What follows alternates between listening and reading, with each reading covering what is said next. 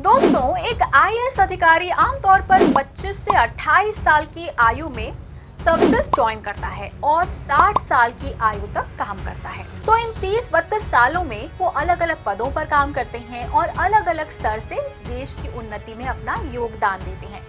तो आज के वीडियो में हम बात करेंगे कि एक आईएएस अपने पूरे करियर के दौरान किन पोस्ट पर काम करते हैं। तो आइए शुरुआत करते हैं वीडियो की। नमस्कार, स्वागत है आपका प्रभात एग्जाम के यूट्यूब चैनल पर। ये एक ऐसा प्लेटफॉर्म है जहां आपको मिलती हैं सभी कम्पिटिटिव एग्जाम से जुड़ी महत्वपूर्ण जानकारियां जो आपको किसी भी एग्जाम में सफल होने में काफी मदद कर सकती हैं। अगर आप हमारे यूट्यूब चैनल पर पहली बार आए हैं तो हमें लाइक और सब्सक्राइब जरूर करिए और हमारे लेटेस्ट वीडियोस और अपडेट सबसे पहले आप तक पहुंच जाए, इसके लिए बेल आइकॉन को प्रेस करना ना भूलें। तो आईएएस को लेकर एक आम धारणा ये है कि कोई व्यक्ति आईएएस के लिए सिलेक्ट होता है और सिलेक्ट होते ही वो डीएम बन जाता है और फिर कुछ सालों के बाद वो राज्य के बड़े पदों पर काम करने लगता है, जबकि वास्तविकता से थोड़ी दूर है। तो ये तो सभी जानते हैं कि जब एक उम्मीदवार परीक्षा के तीनों राउंड्स पार कर लेता है और एक आईएएस अधिकारी होने के लिए उपयुक्त समझा जाता है तो उसका चयन किया जाएगा और उसे कॉल किया जाता है। तो उनका पहला और सबसे महत्वपूर्ण कदम लाल बहादुर शास्त्री राष्ट्रीय प्रशासनिक अकादमी में प्रशिक्षण है। तो प्रशिक्षण के बाद उसे उसके काडर में ज्वाइन करना होता है, जहां की राज्य सरकार उसे आगे की पोस्टिंग देती है और यहीं से उसके करियर की शुरुआत होती है। तो जनरली एक आईएएस अधिकारी अपने करियर की शुरुआत एसडीएम यानी सब डिविजनल मैजिस्ट्रेट के रूप में काम करता है। अब इस पोस्टिंग के दौरान उसे एक सब डिवीजन की जिम्मेदारी दी जाती है और उसे अपने जिले के जो डीएम है उसको रिपोर्ट करना होता है। तो इस पोस्ट पर 4 से 5 साल काम करने के बाद उसका पहला प्रमोशन होता है और उसे एडीएम बनाया जाता है। एडीएम यानी एडिशनल या असिस्टेंट डिस्ट्रिक्ट मैजिस्ट्रेट। तो इनका मुख्य काम डीएम की सहायता करना होता है, लेकिन इस दौरान ये जिले के संचालन की बारीकियों को भी समझते हैं। तो एडीएम ऑफिसर हमेशा जिलाधिकारी या डीएम के नियंत्रण में काम करते हैं और इस पद पर भी उन्हें लगभग 5 साल तक काम करना होता है, जिसके बाद उन्हें जिले की जिम्मेदारी देकर डीएम बनाया जाता है। तो डीएम की पोस्ट कितनी इम्पोर्टेंट और कितनी सेंसिटिव होती है ये तो आपको मालूम ही है। एक डीएम के पास अपने जिले के क्रिमिनल और सिविल दोनों रिस्पॉन्सिबिलिटीज होती हैं और इसके अलावा अपने जिले में फ्री एंड फेयर इलेक्शंस की जिम्मेदारी का काम भी उनके पास होता है। तो जिले में 4 से 5 साल तक काम करने के बाद उन्हें प्रमोट कर राज्य सरकार में किसी विभाग में डायरेक्टर बनाया जाता है। हालांकि ये भी संभव है कि उन्हें स्केल में प्रमोशन देकर डीएम ही रखा जाए या फिर केंद्र सरकार उन्हें अपने साथ काम करने के लिए दिल्ली भी बुला सकती है।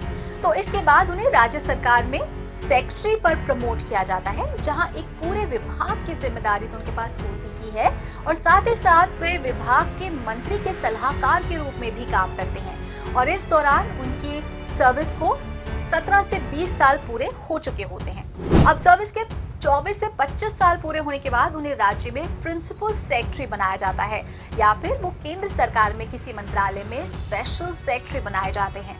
तो अपनी सेवा के 30 साल पूरे होने के बाद यदि उनकी सेवा बची रहती है तो उन्हें राज्य का प्रमुख सचिव यानी चीफ सेक्रेटरी बनने का मौका मिलता है।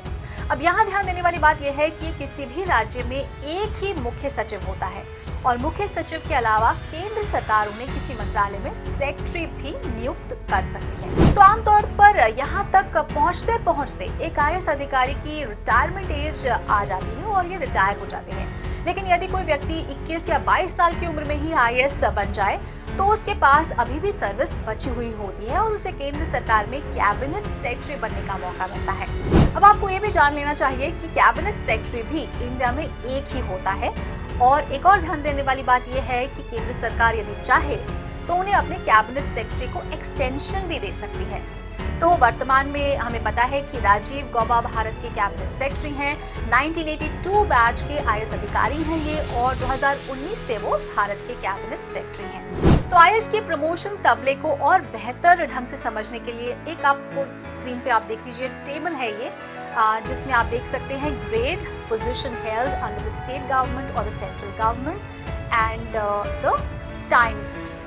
तो देखिए, sub divisional magistrate in a sub division of a district और a section officer in state secretariat entry, assistant director to the government of India, senior time scale 4th year additional district magistrate or additional collector or additional deputy commissioner of a district or under secretary in the state government.